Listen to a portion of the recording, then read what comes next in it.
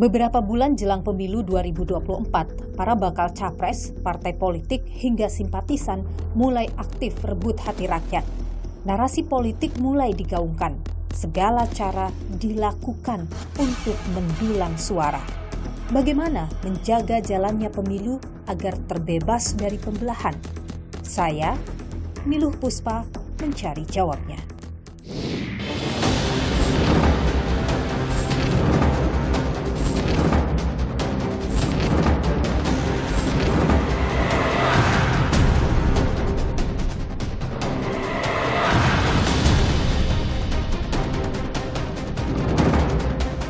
Dalam demokrasi, yang namanya beda pilihan itu wajar. Oleh sebab itu jangan bertengkar. Setelah berkompetisi, bersatu kembali.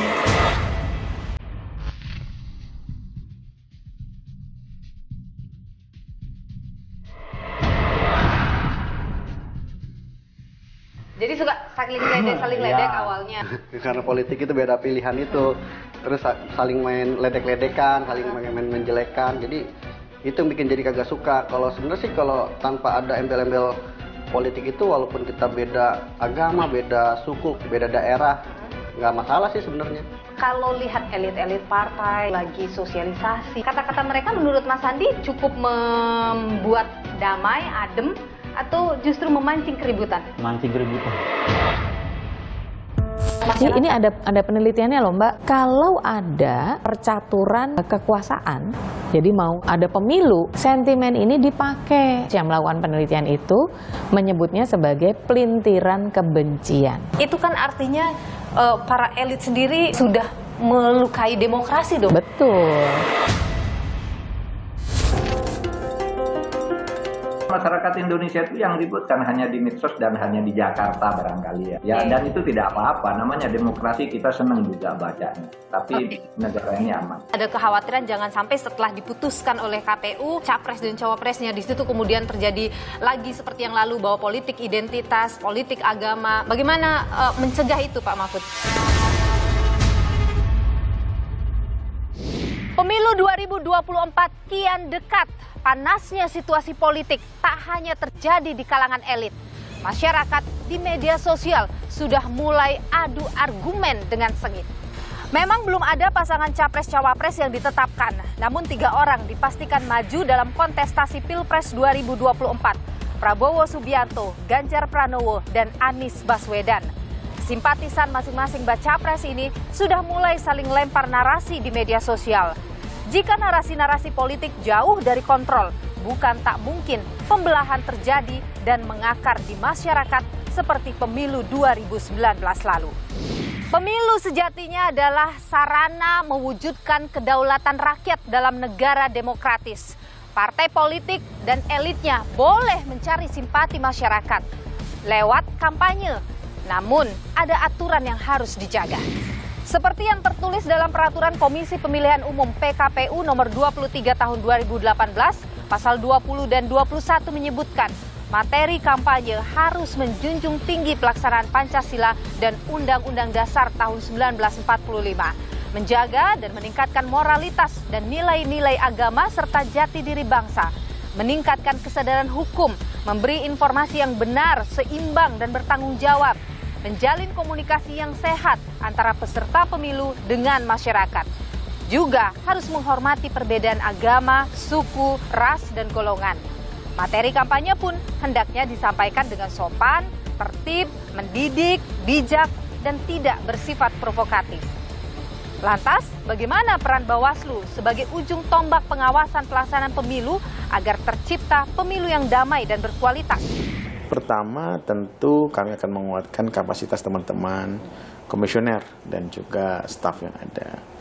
Kemudian juga kami misalnya tetap mengeluarkan namanya indeks kerawanan pemilu sebagai bentuk early warning system terhadap proses-proses yang kemungkinan akan terganggu. Nah, setelah itu kita akan buat mitigasinya jika kemudian terjadi hal-hal yang tidak diinginkan. Mitigasinya apa? Misalnya pertarungan di media sosial yang sudah tidak sehat lagi. Tentu kita akan mendesak teman-teman Kominfo untuk melakukan penindakan. Yang kedua adalah kerjasama dengan stakeholder agama untuk membuat ketenangan sampai dengan pemungutan suara berakhir. Namun fakta di lapangan kerap tak sesuai aturan. Narasi-narasi politik yang muncul di ruang-ruang komunikasi publik tak pernah sepi dari provokasi. Dapatkah hal ini timbulkan perpecahan dan mundurkan demokrasi? Selama fakta-fakta politik itu rasional, faktual, dan bisa dipertanggungjawabkan, saya kira tidak akan menimbulkan perpecahan. Yang menimbulkan perpecahan itu kalau serangan politik yang disampaikan kepada semua calon didasarkan pada fitnah dan kebencian. Yang kedua, yang menimbulkan perpecahan itu adalah politisasi agama yang berlebihan. Kalau melihat kecenderungan rata-rata sampai hari ini, narasi-narasi menyerang capres tertentu itu PKI, agen Cina itu belum ada. Tapi saya tidak tahu apakah kalau secara definitif KPU sudah mengumumkan siapa pasangan capres dan cawapres yang akan bertanding di 2024. Mungkin isu daur ulang 5 tahunan ini akan dimunculkan kembali. Penyebaran berita hoaks, narasi politik yang membelah dapat timbulkan perpecahan dan bisa berakibat mundurnya demokrasi. Bagaimana agar hal tersebut tak terjadi? Saya akan berbincang dengan Menko Polhukam Mahfud MD. Juga saya akan bertemu dengan Alisa Wahid, seorang aktivis demokrasi yang juga adalah Gus Durian. Tapi sebelumnya saudara, saya akan bertemu dengan warga atau masyarakat yang pada pemilu-pemilu yang lalu sempat tidak saling bicara atau bersitegang dengan sahabat, bahkan dengan keluarga sendiri akibat berbeda pandangan politik. Bagaimana itu bisa terjadi, saudara? Ikuti saya.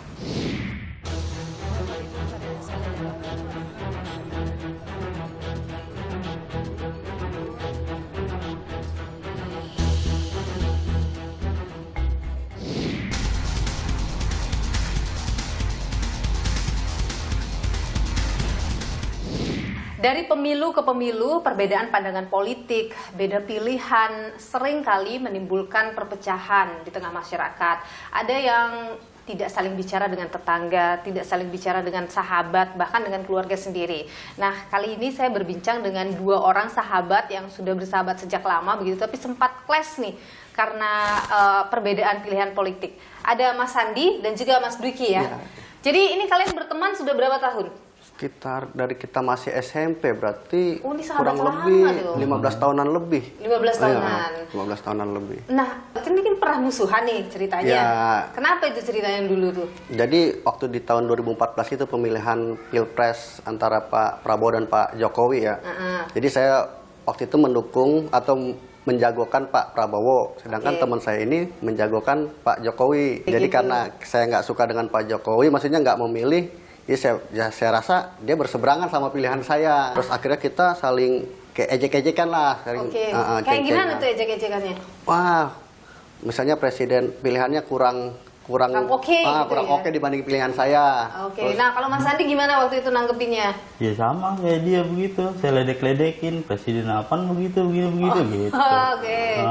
Jadi suka saling ledek awalnya. Itu dari awal saling ledek itu udah serius atau ledekan awal-awal bercanda-bercanda? Ya awalnya sih bercanda, cuman jadi serius. Jadi kayak kebawa perasaan gitu. Jadi dari situ kita kayak rada merenggang tuh Mbak. Tadinya kita sering nongkrong bareng, sering kayak jalan bareng lah gitu. Tiba-tiba dengan pas beda pilihan itu jadi berbeda. Sedih nggak waktu itu karena aduh ini kok saya sama temen kayak begini gitu? Ya ada sedihnya, ada enggaknya juga. Enggaknya ada keselnya itu. Kesel karena itu. Kalau Mas Sandi dapat informasi biasanya soal capres gitu waktu dulu itu dapat dari mana biasanya? Kebanyakan dari media sosial. Media sosial apa di mana? Facebook. Di Facebook. Dari Facebook. Kalau di Facebook itu biasanya kata-katanya itu kayak gimana sih Mas? Keras atau gimana? Ya ada yang keras, ada yang keterlaluan juga ya saya bilang begitu. Iya, ada yang keras gitu, ngomong ngata-ngatain beginilah begitulah. Gimana ketika misalnya ada tulisan di media sosial nih mengatakan misalnya capres pilihannya Mas Sandi itu dengan kata-kata yang keras, itu ada rasa gimana Mas Sandi? Ya, kesel juga, kesel. Suka balas komenan gitu di media sosial? Kadang suka saya balas kalau emang terlaluan. Dibalas sama Mas Sandi, kebawa emosi ya? Iya. Terus kalau misalnya dapat nih di forwardin berita begitu ya di media sosial, Mas Sandi suka ngecek lagi nggak? Iya, saya cari tahu pastinya gimana kebenarannya gitu. Kalau emang udah bener ya udah. Biasanya itu carinya lewat di mana? Dari Google. Dari Google. Suka nontonin melalui berita-berita di TV? Berita-berita kan di TV ya dulu. Kalau Mas Dwiki, Iya. dapat berita-berita atau informasi dari mana biasanya? Biasanya dari kayak teman-teman yang kita sama-sama satu pilihan capres. Jadi dia nge-share, nge-forward ke kita kan.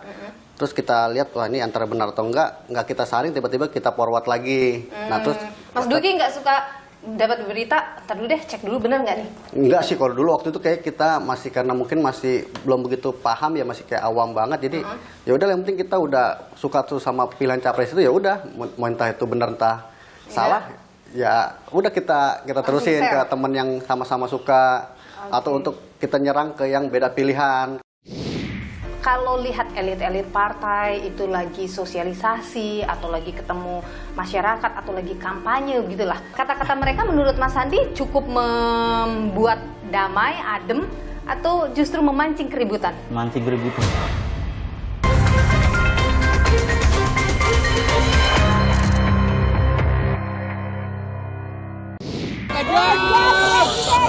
kebatinan di antara kita semuanya agar kita selalu kondusif.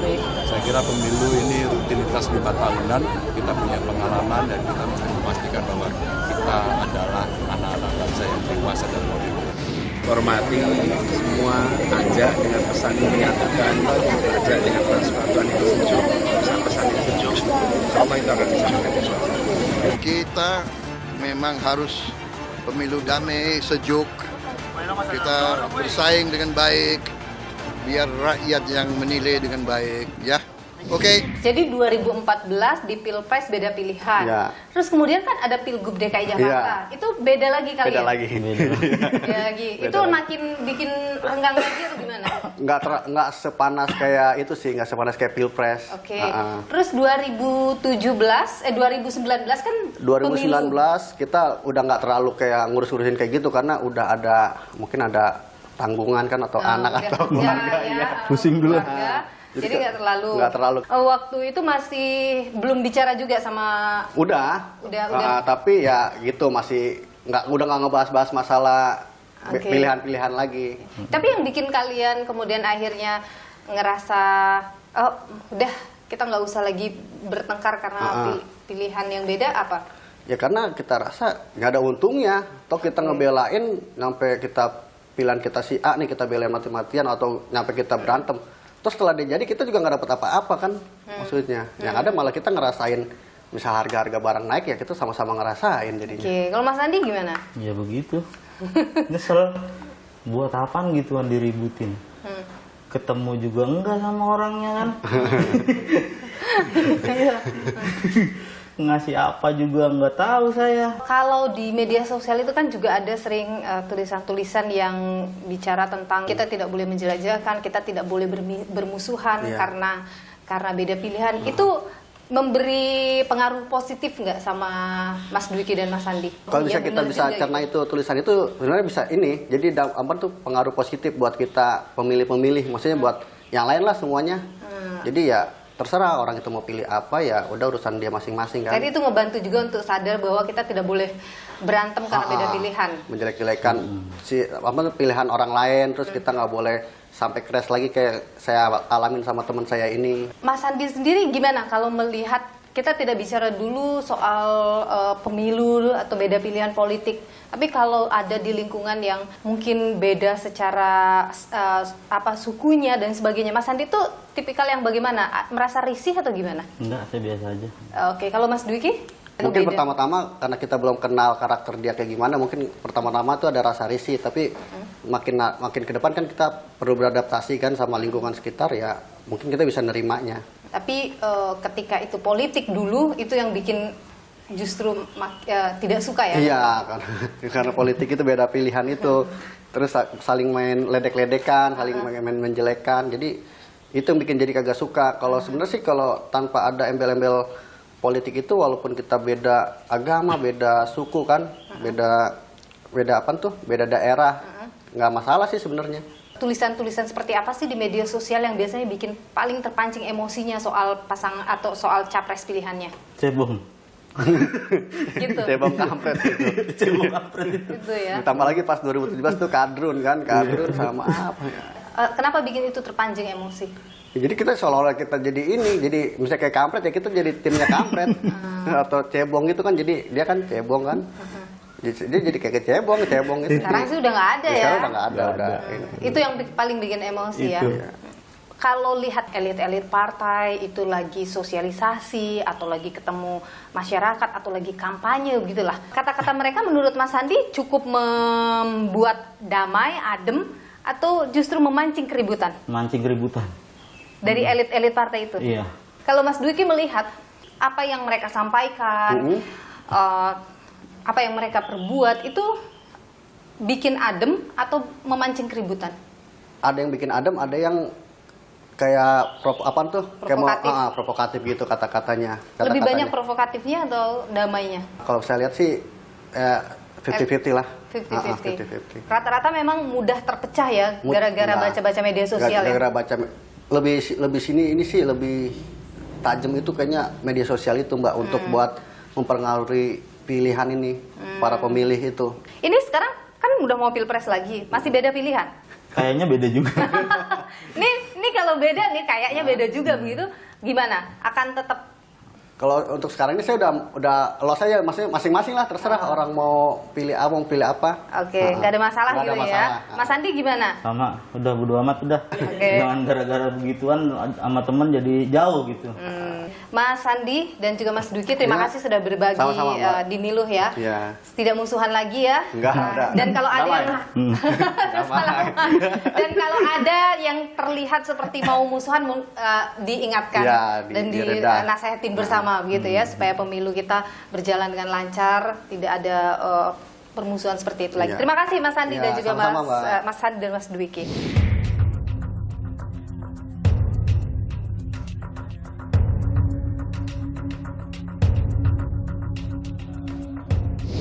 Selain Sandi dan Dwiki tadi, ada juga Mbak Hani yang sempat juga bersih tegang begitu karena beda pilihan politik pada pemilu yang lalu. Saya sudah bersama dengan Mbak Hani Fauziah. Mbak Hani, terima kasih sudah bersama Niluh. Sehat selalu Mbak Hani. Halo Mbak Niluh, terima kasih juga. Alhamdulillah sehat juga.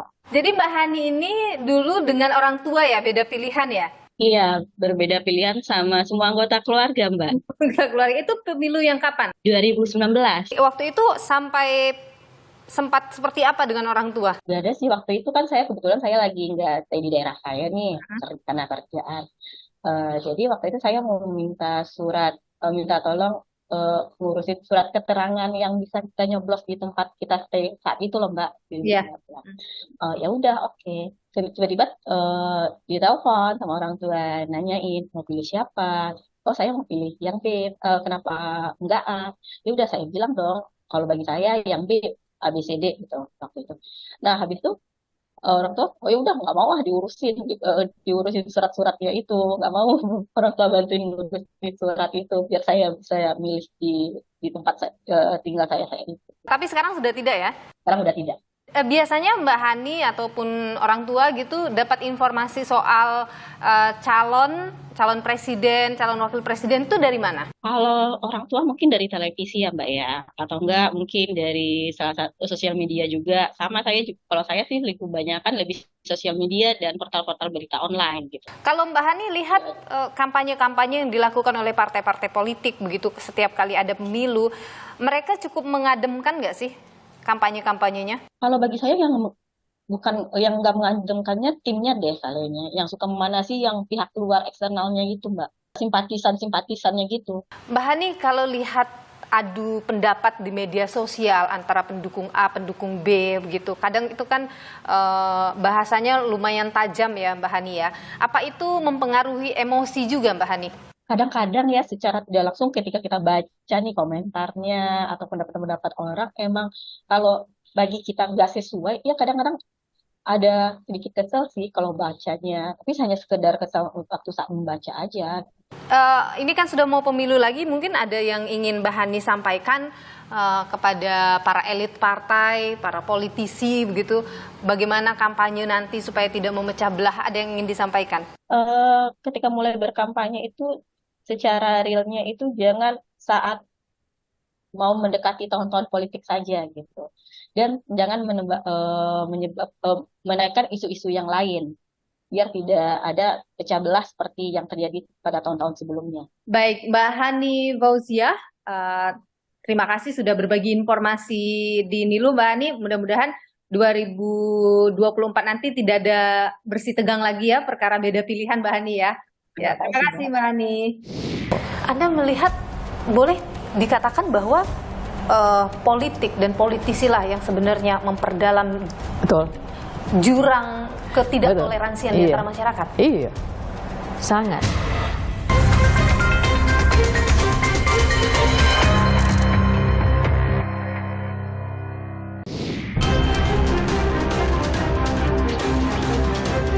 Dalam demokrasi yang namanya beda pilihan itu wajar.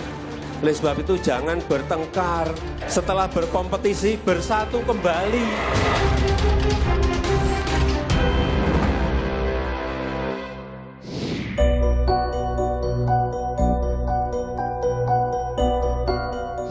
Indonesia lahir di tengah perbedaan dan bersatu dengan cita-cita yang sama, negara yang menjunjung tinggi demokrasi.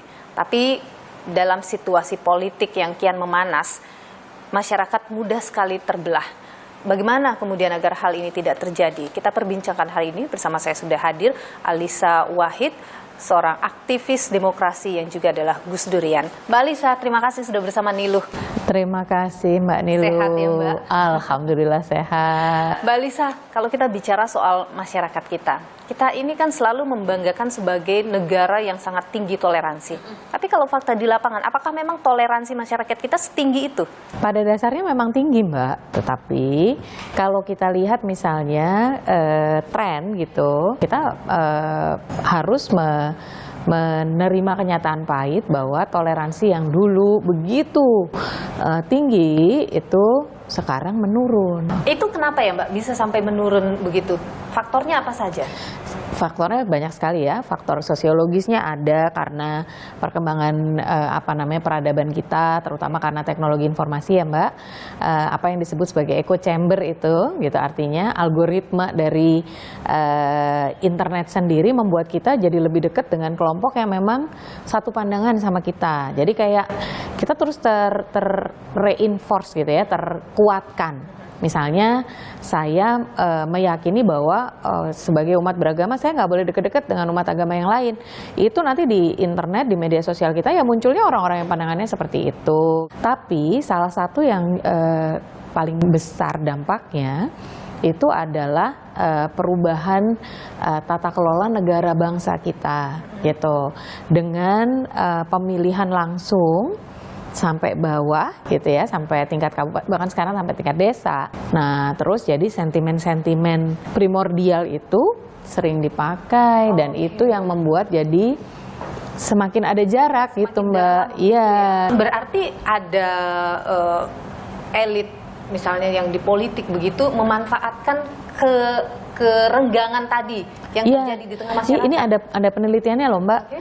Jadi ada peneliti dari, dia orang India tapi dia mengajar di Hong Kong gitu, di Hong Kong University. Dia melakukan penelitian di pemilihan presiden Indonesia tahun 2014, pemilihan presiden Amerika Serikat tahun 2015 Donald Trump, dan pemilihan presiden Modi di India tahun 2016. Nah dia menemukan begini, jadi antar kelompok masyarakat itu yang namanya pandangan pasti ada gitu. Berbeda pandangan itu hal yang terjadi memang. Bahkan sentimen juga ada Mbak. Tapi sentimen itu dikip untuk diri sendiri gitu lah, ya udah gitu. Tetapi kalau ada percaturan kekuasaan, jadi mau ada pemilu, sentimen ini dipakai. Makanya Sherian George yang melakukan penelitian itu menyebutnya sebagai pelintiran kebencian. Kenapa benci? Karena benci itulah yang akan membuat Mbak Nilu mendukung si A, saya mendukung si B. Itu kan artinya para elit sendiri sudah melukai demokrasi dong kalau misalnya melakukan seperti itu. Betul. Anda melihat tidak ada willing dari entah itu elit partai yang kemudian ingin ini nih biar tidak semakin dalam. Ada nggak willing itu Anda lihat? Sebetulnya kalau satu persatu ya para politisi kalau ketemu gitu ya mereka juga concern urusan itu. Tapi kalau udah itu dampak langsung dari sistem kompetisi Mbak. Kompetisi itu kan pasti ada yang kalah. Nah masalahnya kalau politik itu menghalalkan segala cara jadinya. Yang penting menang dulu, itu nanti natanya belakangan gitu. Kalau misalnya seperti itu terjadi, bisa tidak itu diperbaiki? Itu yang kalau di jaringan Gus Durian kita menyebutnya, ini orang-orang seperti Gus Durian ini tugasnya mungutin sampah kebencian gitu. Karena ya itu penuh sampah. Tapi siapa yang beresin setelah selesai pemilihan? Dua-dua calon itu ya bisa ngopi-ngopi cantik. Bisa bergabung bahkan dalam satu koalisi bisa bergabung sama, dalam satu koalisi gitu. Dan itu menurut saya bagus ya. Artinya bahwa kontestasi pada saat pemilihan ya itu selesai dengan penentuan siapa pemenangnya. Tapi setelah itu jalan bareng. Karena kita mikirin Indonesia. Tapi itu di atas, Mbak. Nah itu dia. Ini loh sampah kebenciannya ini loh kadung. Itu gimana caranya? Apa yang harus dilakukan untuk kemudian menyelesaikan persoalan di tengah masyarakat, perbedaan dan kebencian yang muncul itu? Yang pertama itu harus ada rem untuk para politisi. Baik rem itu sifatnya etis, etika moral gitu. Jadi para tokoh bangsa juga harus selalu menyuarakan bahwa kita nggak bisa menerima loh ya. Dan yang kedua dari lembaga negara yang terkait dengan itu, KPU, Bawaslu itu harus kencang sekali soal ujaran kebencian dan hasutan. Kalau kita bicara soal aturan kampanye misalnya dalam PKPU itu kan jelas. Tapi tidak ada sanksinya, Mbak. Itu hanya himbauan jadinya. Nah ini harus dibuatkan kerangkanya sehingga kemudian Bawaslu langsung bisa mengatakan bahwa Anda melanggar dan harus ada sanksinya. Tanpa ada sanksi nggak bisa karena dalam situasi kompetisi apalagi ini kekuasaan ya Mbak. Kalau tidak ada reward and punishment nggak bisa. Anda melihat boleh dikatakan bahwa politik dan politisi lah yang sebenarnya memperdalam jurang ketidaktoleransian di antara masyarakat. Iya, sangat. Gitu. Jadi kita tidak seharusnya tidak sekedar mengedukasi masyarakat untuk memahami toleransi, tapi kita harus mengedukasi para elit partai, politisi. Nah itu tadi itu nggak bisa dengan hanya mengingatkan, karena buat mereka sudah tidak bisa diingatkan mereka. Kalau menurut saya tidak. Kalau menurut Anda bisa tidak? Cara pandang para politisi diubah untuk memikirkan tadi kita sudah di masa kritis ini, jangan sampai kita benar-benar masyarakat kita terus terjadi perpecahan. Saya mau tanya balik, pada saat ada ketegangan antar kelompok masyarakat di bawah, politisinya datang nggak Mbak? Nggak kan? Nggak muncul kan? Jadi ya kita mau mengharapkan mereka para politisi itu untuk berpikir sampai ke sana, itu kayaknya kok kita berharap terlalu banyak ya. Kalau di kepala politisi, kalau menurut saya itu ya memenangkan pertarungan terdekat gitu. Itu masih problem kita. Apakah bisa diubah? Menurut saya bisa, tapi jangka panjang, jangan jangka pendek. Iya, karena kita ada trauma 2019, Mbak. Betul. Itu adalah hal yang luar biasa terjadi pada saat itu. Itu yang kemudian tidak diharapkan terjadi lagi di 2024. Anda optimis itu tidak akan terjadi? Belum optimis, tapi kita mitigasi dari sejak sekarang. Apa yang dilakukan partai politik belakangan ini pun juga adalah mereka yang sudah disebut-sebut akan maju. Anda lihat mereka cukup menyuarakan kedamaian? Satu, menyuarakan kedamaian tidak. Yang kedua, yang lebih penting menurut saya, yang namanya memilih pemimpin. Itu kan mereka ini mau membawa Indonesia kemana, itu aja nggak keluar, Mbak. Tidak ada Anda lihat sampai saat ini ya. Baru setiap kali pertemuan yang ada adalah kira-kira transaksinya koalisinya ini nanti gimana. Yes, baik, Mbak Alisa Wahid, aktivis demokrasi, seorang Gus Durian. Terima kasih sudah berbagi pandangan di Niluh, Mbak Alisa. Sehat selalu. Terima kasih, Mbak. Kalau kita bicara tadi, Pak Mahfud bicara soal 2019 yang begitu dalam. Sekarang memang terlihat masih adem-adem, tapi ada kekhawatiran jangan sampai setelah diputuskan oleh KPU, capres dan cawapresnya di situ kemudian terjadi lagi seperti yang lalu, bahwa politik identitas, politik agama. Bagaimana mencegah itu, Pak Mahfud?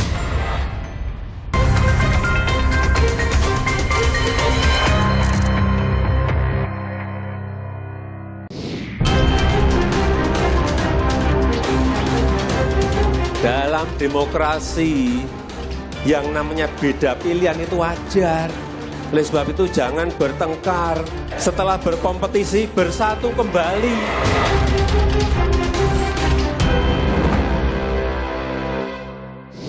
Saudara, potensi perpecahan di masyarakat akibat perbedaan pandangan politik kerap menghantui setiap ada gelaran pemilu. Narasi-narasi yang dibangun oleh para elit dan juga usaha menghalalkan segala cara ini rawan timbulkan gesekan. Bagaimana agar hal itu kemudian tidak terjadi pada pemilu 2024?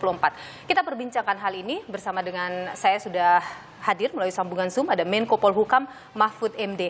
Pak Mahfud, terima kasih sudah bersama Niluh. Sehat selalu Pak Mahfud.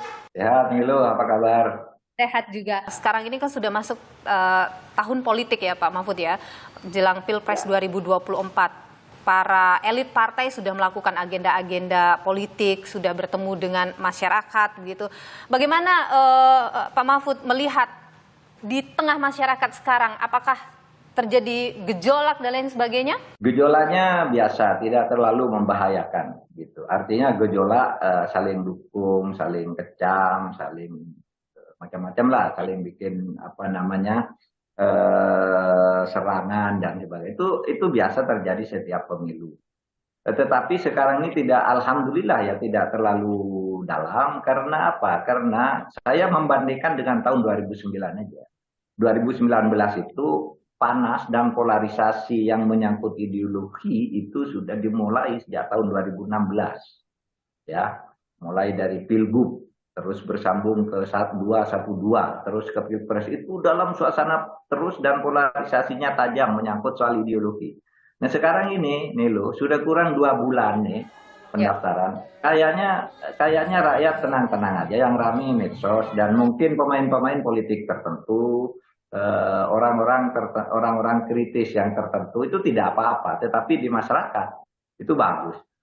Ternyata apa? Hasil survei tentang kepuasan terhadap Polkam itu memberi nilai tertinggi, mendapat nilai tertinggi sebesar 79. Itu menggambarkan masyarakat Indonesia itu yang ribut kan hanya di medsos dan hanya di Jakarta barangkali ya.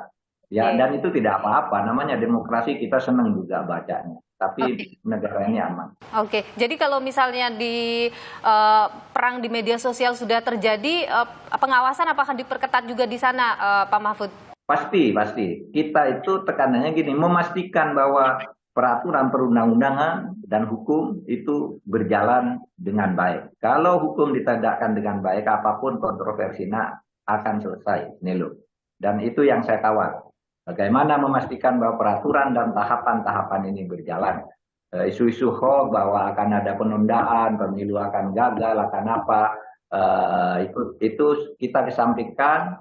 Kita tepis dengan sekuat-kuatnya. Kalau kita bicara tadi Pak Mahfud bicara soal 2019 yang begitu dalam, sekarang memang terlihat masih adem-adem, tapi ada kekhawatiran jangan sampai setelah diputuskan oleh KPU, capres dan cawapresnya di situ kemudian terjadi lagi seperti yang lalu bahwa politik identitas, politik agama. Bagaimana mencegah itu Pak Mahfud? Ya kita terbatas pada himbauan saja ya, karena kan tidak bisa kita menghalangi orang berkreasi untuk berkampanye, berkreasi untuk bersikap.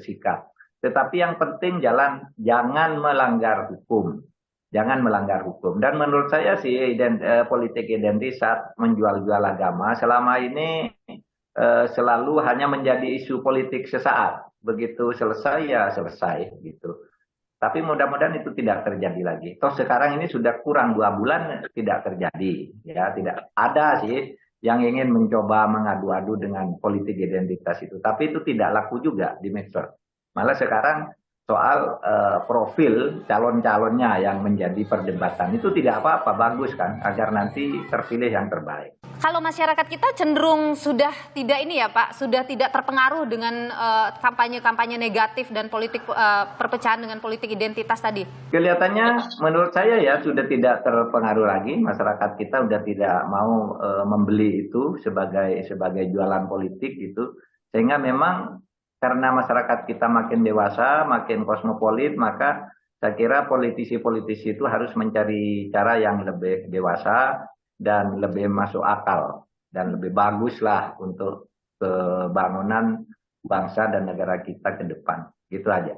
Oke, Pak Mahfud, apa yang ingin Anda sampaikan untuk mungkin masyarakat, para elit partai, supaya kita sama-sama ini merawat demokrasi kita ke depannya, tidak pecah hanya karena persoalan pemilu? Ya, negara kita adalah negara demokrasi, dan demokrasi itu alat terbaiknya adalah pemilu. Oleh sebab itu masyarakat harus berpartisipasi penuh di dalam pemilu ini, bukan hanya memberi suara, tetapi juga memberi jaminan keamanan dan kenyamanan.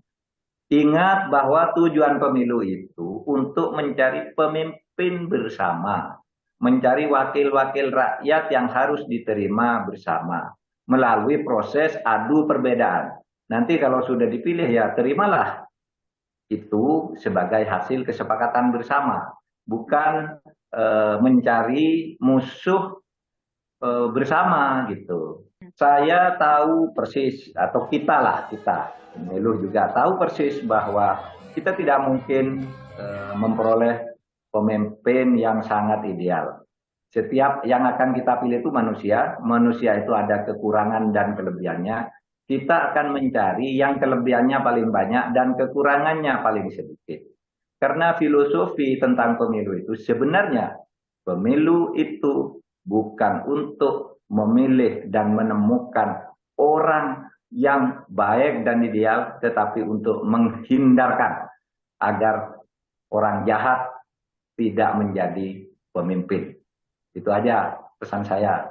Baik, kita tidak akan menemukan sosok pemimpin yang benar-benar ideal. Semua pasti punya kekurangannya. Dan kita harus menghargai setiap perbedaan pandangan itu. Pak Mahfud MD, Menko Polhukam, terima kasih sudah berbagi pandangan di Niluh. Pak, sehat selalu Pak Mahfud. Sehat Niluh, sampai ketemu. Bangsa ini melewati perjalanan yang panjang untuk mewujudkan negara yang demokratis. Dan saudara, berikut kami rangkum perjalanannya untuk Anda.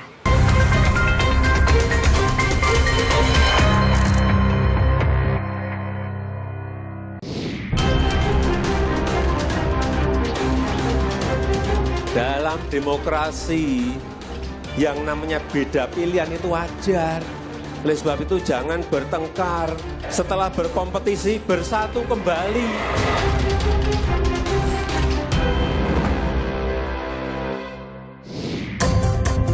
Indonesia, negara demokrasi terbesar ketiga di dunia. Dalam perjalanannya, demokrasi Indonesia alami pasang surut. Sejumlah model demokrasi telah diterapkan pasca proklamasi kemerdekaan 17 Agustus 1945.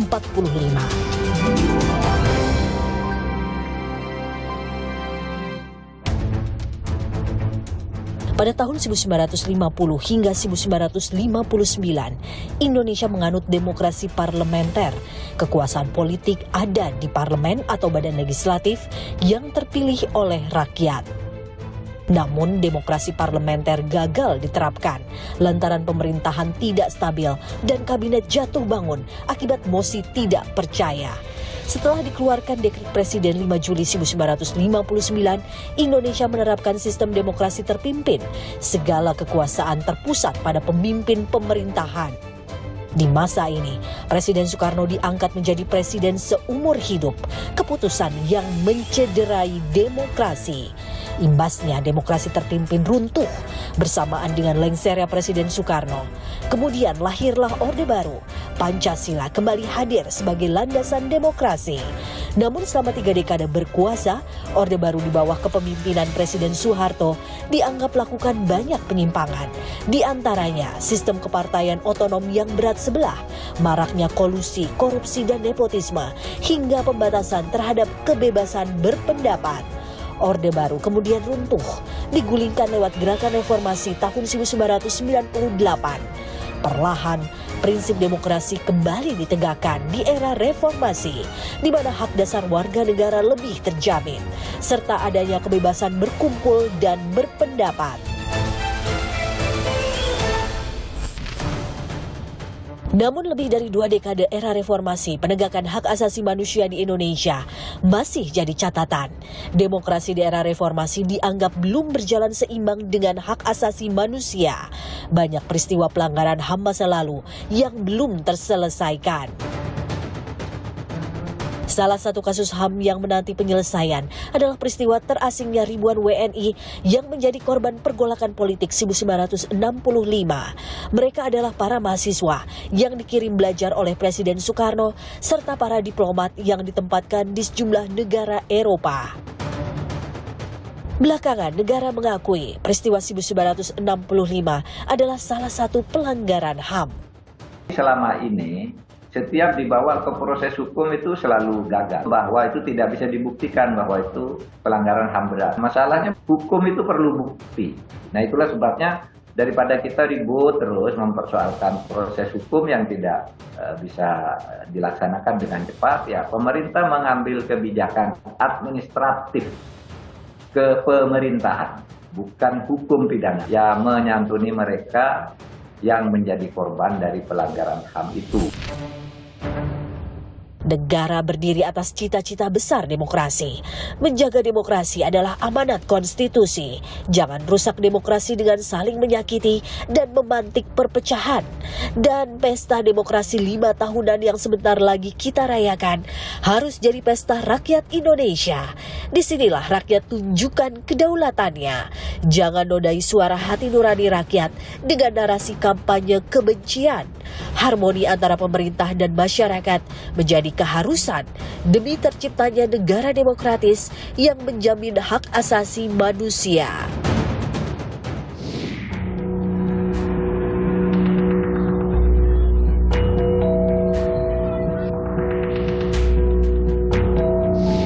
Niluh, kita sebagai masyarakat tentu berharap pemilu 2024 akan berjalan damai. Dari yang tim Niluh dapatkan, seperti apa materi kampanye yang seharusnya keluar di 2024 nanti? Ya, Ihsan, saya sempat berbincang dengan Menko Polhukam Mahfud MD yang mengatakan bahwa kita optimis begitu pemilu 2024 tidak akan sama dengan 2019 yang penuh dengan narasi-narasi yang memecah belah masyarakat. Politik identitas, politik agama sepertinya tidak akan laku lagi. Saya juga berbincang dengan warga yang pernah 2019 lalu itu bersitegang dengan sahabat, dengan keluarga karena perbedaan pilihan politik, mengatakan bahwa sekarang mereka lebih sadar bahwa tidak boleh terpecah hanya karena perbedaan pandangan politik atau narasi-narasi negatif yang muncul di media sosial. Jadi ini jadi hal yang bagus ini 2024 mudah-mudahan. Hal yang bagus tapi juga warning bagi para insan politik atau elit politik untuk tidak lagi menggunakan narasi-narasi perpecahan atau identitas seperti itu di 2024 nanti. Tapi tidak hanya materi kampanye nih Lu. Dalam kampanye politik juga ada unsur lain yang digunakan oleh para elit politik, yakni adalah juru bicara parpol atau juru bicara calon presiden, wakil presiden. Dan itu sangat penting bagi pemilu 2024 ini. Benar sekali. Kalau temuan dari special report, seberapa penting ini juru bicara bisa membuat pemilu 2024 ini bisa berjalan dengan damai? Tim 60 menit special report merangkum dari hasil pembicaraan dengan sejumlah juru bicara parpol dan juga capres, cawapres, bagaimana kepentingan mereka dan seberapa penting mereka di kampanye pemilu 2024 ini. Tapi jawabannya akan hadir 60 menit special report minggu depan. Kolaborasi spesial antara Niluh dan 60 menit special report ini dalam rangka merayakan rangkaian hari ulang tahun Kompas TV. Kompas TV berkomitmen untuk menjaga dan mengawal pemilu 2024 berjalan damai. Ya, ikuti terus perkembangan informasi pemilu hanya di Kompas TV, independen, terpercaya. Saya Niluh Puspa. Saya Ihsan Sitorus, sampai jumpa.